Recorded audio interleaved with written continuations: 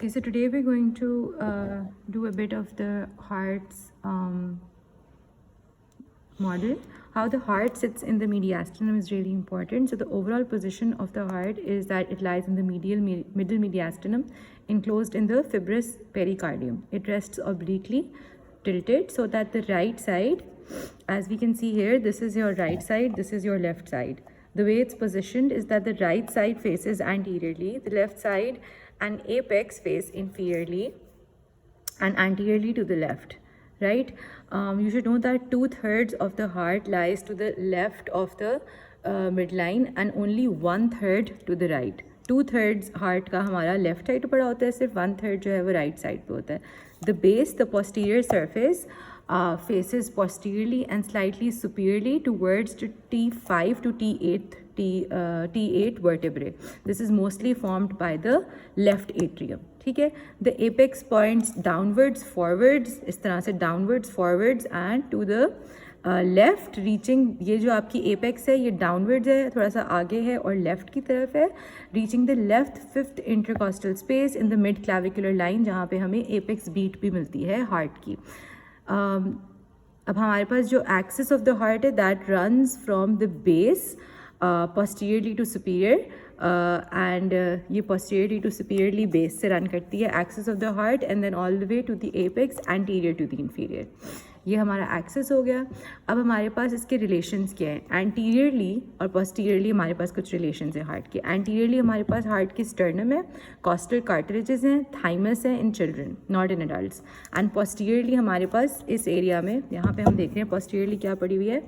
ये जो आपको ट्रेकियल रिंग्स नज़र आ रही हैं ये ट्रेकिया है, और उसके पीछे की जो मस्कुलर आपको ट्यूब नज़र आ रही है ये क्या है, एसोफेगस है. और इसके अलावा यहाँ पे आपको क्योंकि एओर्टा मिल रही है तो डिसेंडिंग एओर्टा भी मिलती है और कुछ थोरैसिक वर्टिब्रल बॉडीज़ भी मिलती हैं जो इसके भी थोड़ी सी पोस्टीरियर पड़ी होंगी. लैटरली आपके पास हार्ट जो है it is hugged by the lungs, basically the lungs with the pleura. And inferiorly heart के क्या पड़ा होता है, diaphragm. The diaphragm, heart literally rests on the central tendon of the diaphragm. ठीक है. अब हमारे पास एक sternocostal surface है. Anteriorly this is mostly formed by the right ventricle, right? This is your right ventricle. Then we have a diaphragmatic surface inferiorly, mainly formed by the left ventricle and partly by the right ventricle. Then we have a left and right pulmonary surfaces formed by the left ventricle and the right atrium respectively. तो ये आपकी surfaces हो जाती हैं. ठीक है. अब हमारे पास borders आ जाते हैं heart के. So the right border is formed mainly by the right atrium. This is your right atrium and it extends from the superior vena cava to the inferior vena cava. ठीक है. यहाँ पे inferior vena cava नहीं दिखाई हुई, ये दिखाई हुई है. ठीक है. So this is your inferior vena cava, this is your superior vena cava and this is your right atrium. So most of the right border is formed by the right atrium, extends from the superior vena cava to the inferior vena cava and lies just to the right of the sternum between the 3rd to 6th right costal cartilage. Then we have the left border. The left border is formed mainly by the left ventricle. Its upper part is contributed by the left auricle. This is the left auricle, right? It runs obliquely downwards and left from the second left costal cartilage all the way to the apex. Then we have a superior border. The superior border is formed by the right atrium, the left atrium and the great vessels. So in the great vessels we have the ascending aorta, we have the pulmonary trunk, and this is roughly at the level of the second costal cartilage. By the way, what is this white ligament here? This is the ligamentum teres. Okay, moving on to the inferior border. The inferior border, as you can see, is mainly formed by the right ventricle, and there's a small contribution from the left ventricle also near the apex. This is almost horizontal between the 6th right costal cartilage to the apex. Now moving on to some things that we can see on this model itself. So we can see that this is the right ventricle, this is the left ventricle, this is the right atrium, this is the left atrium.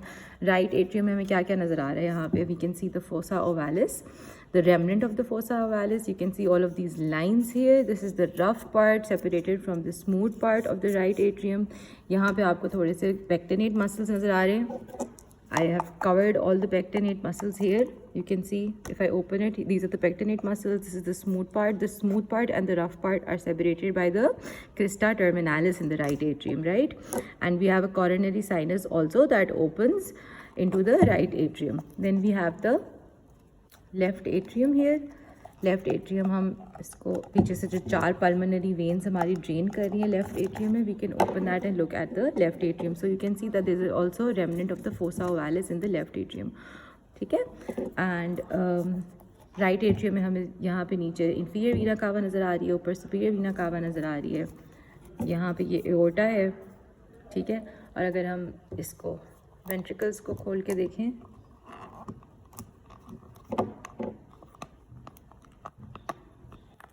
तो यहाँ पे देखो हमें क्या क्या नज़र आ रहा है. We can see that this is our aortic valve, this is our pulmonic valve. ठीक है. ये आपके सेमील्यूनर वॉल्व्स हैं. ठीक है.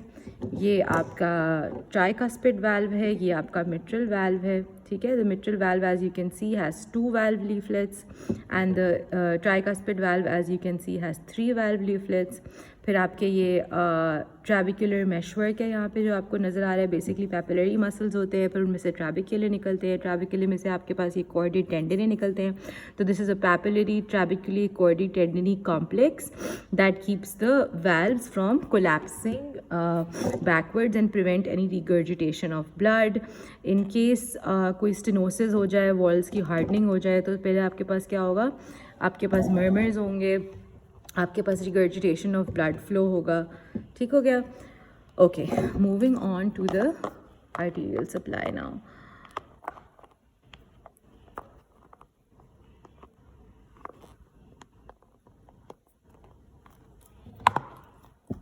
Okay.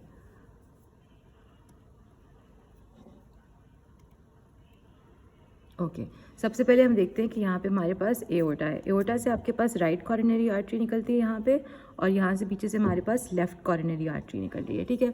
The right coronary artery ये आपकी कहाँ से निकलती है, from the right aortic sinus of the aorta just above the right cusp of the aortic valve.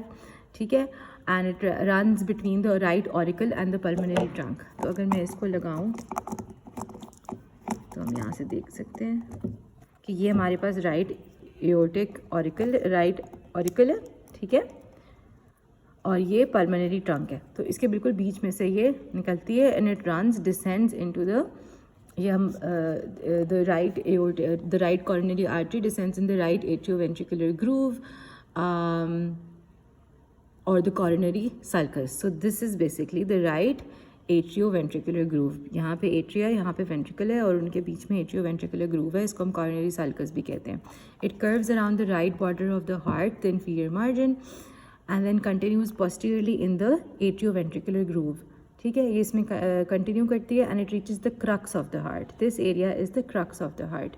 This is the junction of the inter atrial and the interventricular grooves. It gives off the posterior interventricular descending artery. The fact that the right coronary artery gives the posterior interventricular artery is called right dominance, and it's present in 67% of the people. It finally anastomoses with the circumflex branch of the left coronary artery in the posterior interventricular groove. ठीक है. यहाँ पे ये anastomoses करती है left coronary artery की circumflex branch से. Okay. तो किस किस को सप्लाई करती है right coronary artery? Right atrium को, राइट वेंट्रिकल को. ये 2 आर्टरीज देती है. अंदर राइट एट्रियम में आपके एसए नोड को एक आर्टरी देती है, एवी नोड को एक आर्टरी देती है, and some part of the posterior part of the interventricular septum. As you can see ये आपकी पोस्टीरियर डिसेंडिंग आर्टरी आ रही है, पोस्टीरियर इंटरवेंट्रिकुलर आर्टरी या पोस्टीरियर डिसेंडिंग आर्टरी. अब हम थोड़ा सा ओवरऑल देख लेते हैं course of the left coronary artery. ये लेफ्ट कॉरोनरी आर्टरी आती है. इसका रीजन क्या है? इसको हम विडो मेकर भी कहते हैं because it's very commonly occluded in heart attacks. The left and coronary artery goes on to give the left anterior descending artery. ठीक है. Left anterior descending artery, I told you, हम इसको widow maker भी कहते हैं. It's very commonly occluded in heart attacks. Then the course is that it runs in the anterior interventricular groove between the right and left ventricles. ठीक है.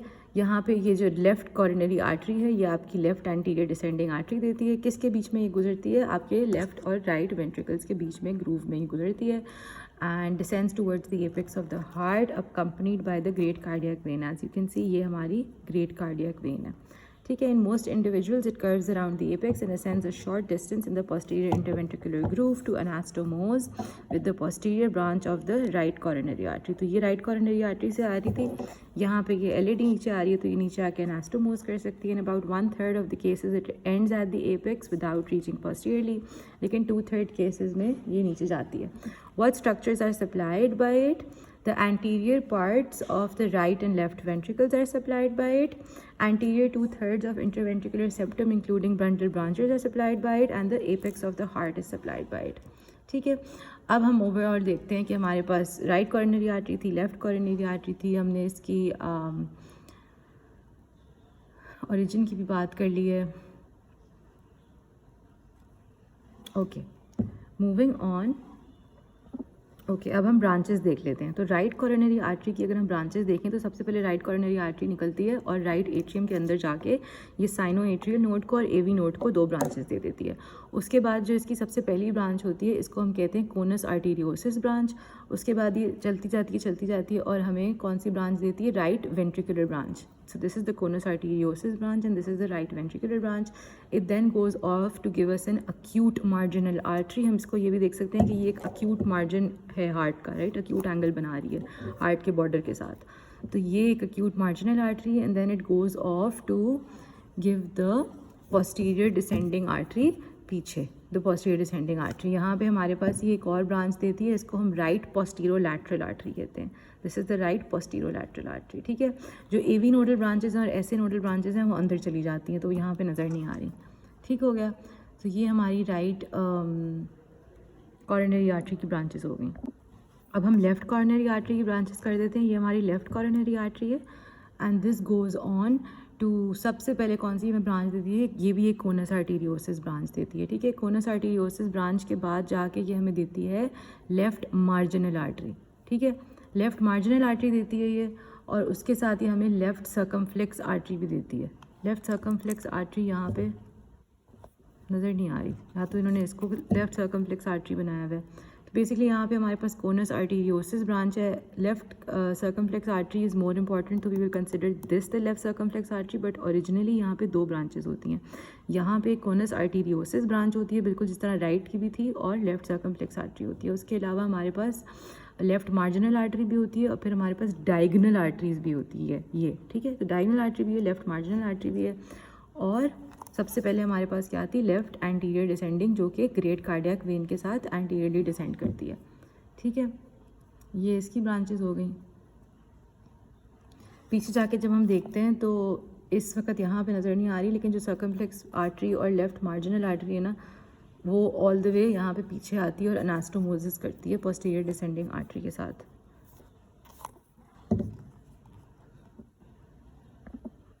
Now coming on to the venous supply of the heart. अब हमारे पास coronary sinus होती है. Coronary sinus is the main venous channel which drains the 85% of venous blood from the heart. तो ये जितनी भी हमारे पास ब्लू कलर की वेन्स हैं, ये सारी की सारी कॉर्नरी साइनस में ड्रेन करती हैं. It's located in the posterior coronary sulcus which is the present in the atrioventricular groove. It opens into the right atrium near the inferior vena cava opening. So this is the inferior vena cava here, right? So this is where it opens. We have the great cardiac vein here.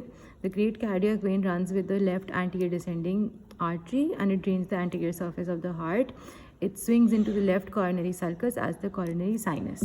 ठीक है, then we have the middle cardiac vein. It runs, this is the middle cardiac vein posteriorly. The middle cardiac vein runs with the posterior interventricular artery and it drains the diaphragmatic and posterior surfaces of the heart.